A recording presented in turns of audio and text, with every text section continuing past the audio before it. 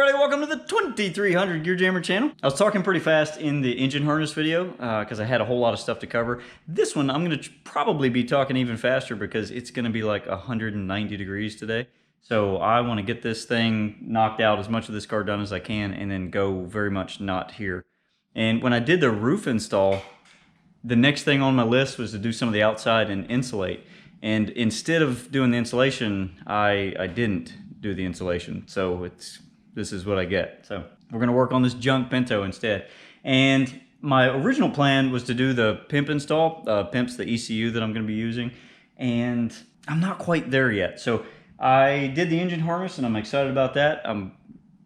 That's gonna be just fine. And I still need to do some of the dash wiring and mount the battery. It's gonna have a battery mounted in the trunk area. So I need to run cables for that and sort of get this thing worked out. When I do the computer video, I just want to open the box and do it. We'll just see how it goes. It's not going to go real great for me. I always miss a step and get tripped up. So that's the whole point though. I want to go through it, show what steps I usually forget when I mess up. And the other thing, I need to be getting an engine sort of ready. The engine that's in it is fine. It will certainly go out in a blaze of glory at some point, but the oil pan that's on it is really just there to keep the oil from dripping off the bottom of the engine. So I need to pull all that stuff out probably after the computer video. I won't get to that today, I don't think. So I will do wiring, battery box, kill switch, and maybe I'll start putting the dash in. I have to cut around for the A-pillar bars for the dash. So I want to get the dash where I can put it in and out. Once the dash is in for this setup, it will be pretty quick to get it back out. So I may work on that a little bit today. But the main thing though is getting all the powers and grounds hooked up. So the Ron Francis harness comes with these relays, and I've got O2, fuel pump, PCM, and a fan relay. It's not quite enough because I've also got the water pump that I need to run. So I got an extra set of these relays and they're pretty slick. They come ready to install and you can just clip them onto the ones that I've already got. So I need to run, I think I have an extra one. The 4 that's there, and then water pump, 1 for nitrous, and then 1 random, I'm not sure, ambulance siren. I don't know what that one will be.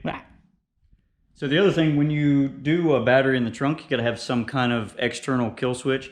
If you look at circle track cars, I've never seen this for drag racing, but in circle track cars, they'll have a switch in the middle of the dash, and you can reach it from the driver's seat or from either side window. You don't have to do that for drag racing. They just want a switch on the outside that's labeled somewhere in the back.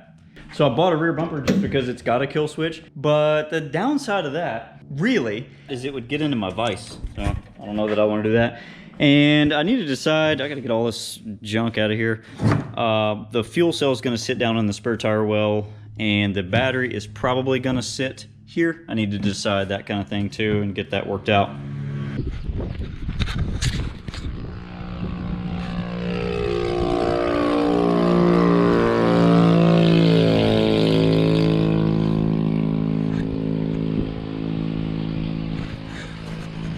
If you're wondering where the little intro clip where the Pinto goes across, where the sound came from that, it's that idiot. I can hear him coming like 16 miles away. I can walk out here. It takes him like an hour to get here. Wow. Oh, I forgot. I didn't put the part numbers in the last video. I was kind of waiting on that until everything is done, in case I forgot something or I need to order something at the last minute to get the car to idle. So whenever we get the thing running, then I'll put all the part numbers. And then I think for this car, whatever day it makes its maiden voyage down the track, and it's gonna be slow, but whenever I do that, I will probably put all the part numbers for the entire car up to that one point. So at least that level will be all in one shot. But for now, let's work on, I think we'll mount the battery first, and then I'll do the starter solenoid where it's gonna go, and that'll sort of rough out the 2 main points that I need to be tying into. So here we go.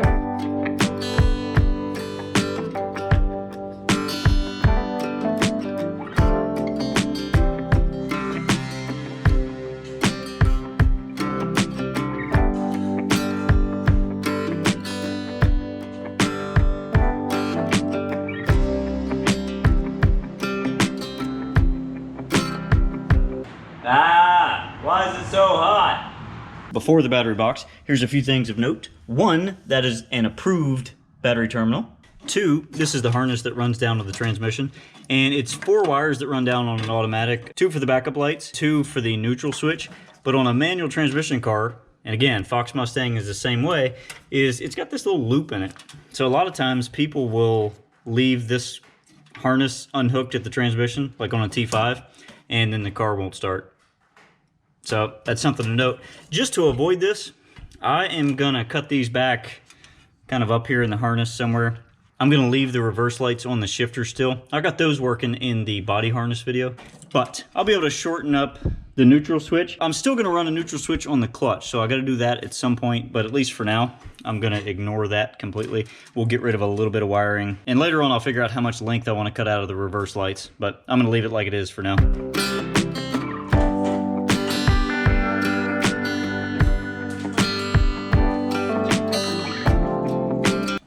All right, that is way better. I came down a few inches out of the harness so that it wouldn't clutter up that any worse than it already is. And I did the solder joint straight through. I'll make the bend with the wire, and that'll tie back together pretty good. Yep. All right, I said in the last video, I don't like talking about goals or what my plans are for stuff, but I'm trying to get better at that for the channel so you can follow along. You have a better idea of what my thought process is from A to B. And typically, I'll have a really dumb idea, and it'll spend 6 months rolling it around in my head before I would actually say it out loud.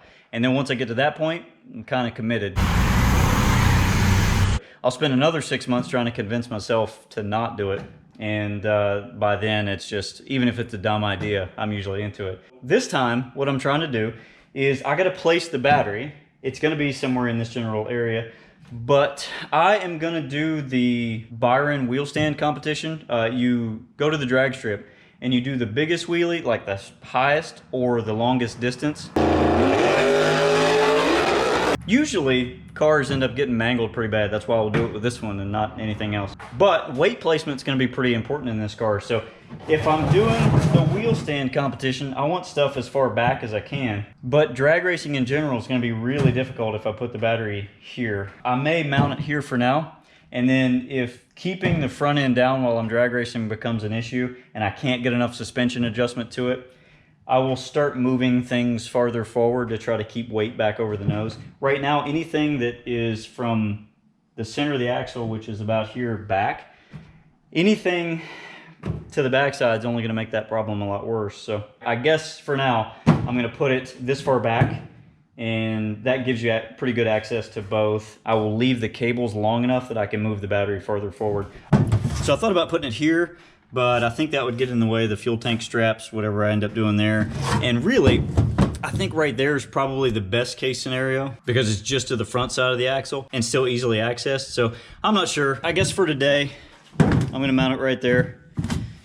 And we'll just keep in mind that it might get moved down the road. Whew, it is getting warm in here. Next, we just need to mount the kill switch, but I really want to put it here, but thinking long term, I'm going to end up having a parachute mount here that ties into the floor into the cage. So the parachute mount will come out in the middle underneath the latch, and I will put the kill switch over here, and that gives me some access to this side. You can still get to the connections here. I may open this up a little bit more if I don't have enough room. And the ground cable is only 3 feet, so that'll tie in somewhere on this side. So about the same spot, ground on this side, kill switch on this side. The battery box, I know that's gonna go right there, so I'm gonna go ahead and drill the hole for the battery box, and the kill switch, we'll get into the wiring of that in a little bit. So, here we go.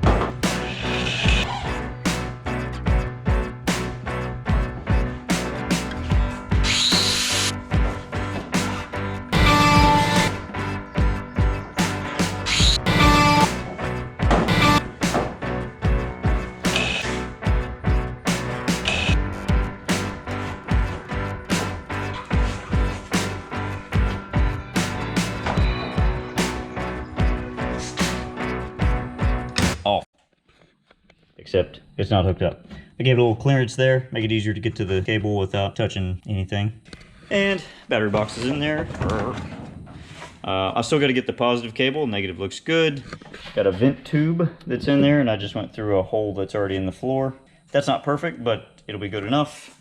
My hold downs are a little bit too long, so I need a spacer for that. And my negative cable is gonna go kind of like that. Don't worry about that. It's been a long day, it's super hot. So I'm gonna call it a day. We'll work on it tomorrow. Yep, all right, it's tomorrow.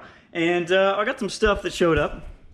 So we've got a 20-foot cable for the power side, and that'll give me the ability to run it inside the body panels in the inner fender. I don't want unsightly wiring in this car. So I'm going to crimp one end on at the disconnect switch, and then I will route it everywhere that I want it to go. I know where I want the starter solenoid to be, so I can go ahead and cut that side of it. And since it is got a battery terminal made on one end, I will leave that and I'll cut the other end. I'll crimp the end that's already cut, run the length, and then cut the length, crimp another end on, and then I'll put this end on the battery and pull it as far as I can and crimp the last one on. And I'll save as much of that 20-foot cable as I can. For the starter solenoid, I use the one that's on my Mustang, and that way all of them are the same, so my spares will work. And I tend to do Motorcraft for that as well. And here's one neat piece that showed up. This is the correct way to kill the alternator when you've got a disconnect switch. I've never really done it the right way, so we're going to do that and see how bad that turns out. So I'm not going to get to that today, but that showed up in the same box, so I'll set that off to the side. I'm going to run the power cable real quick, get the solenoid about where I want it, and I'll go ahead and crimp the power cable. The disconnect switch will be hooked up, and I'll run the ground, and then I'll at least be able to power the car.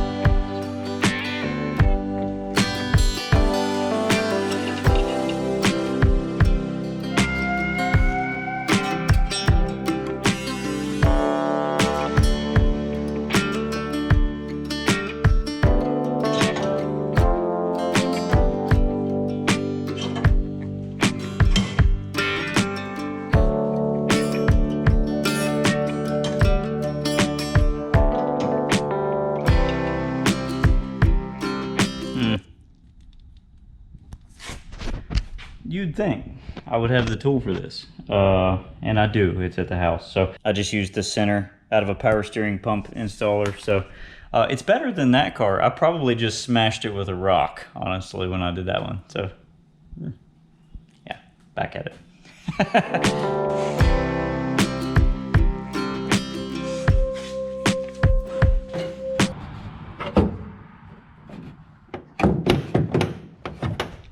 Probably a joke to be made there. It's about an inch short. I'm just gonna route it a little bit different. Move on, it'll be fine. I don't want to cut that other one and crimp another terminal on it if I don't have to. So I'll keep that in case I really want to do something drastic, and we're just gonna keep on trucking.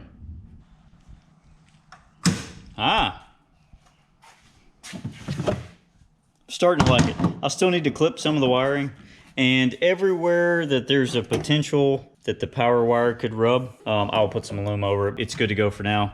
So I've got some spots where it goes through sharp places. I'll get all that fixed up. And a few little places like this will be clipped a little bit better than a zip tie. And I'll make it protected.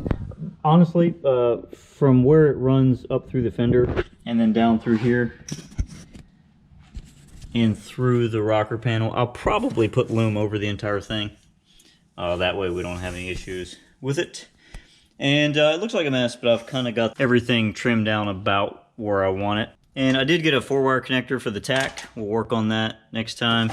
And dang, I wanted to install these. Hang on, we'll do this.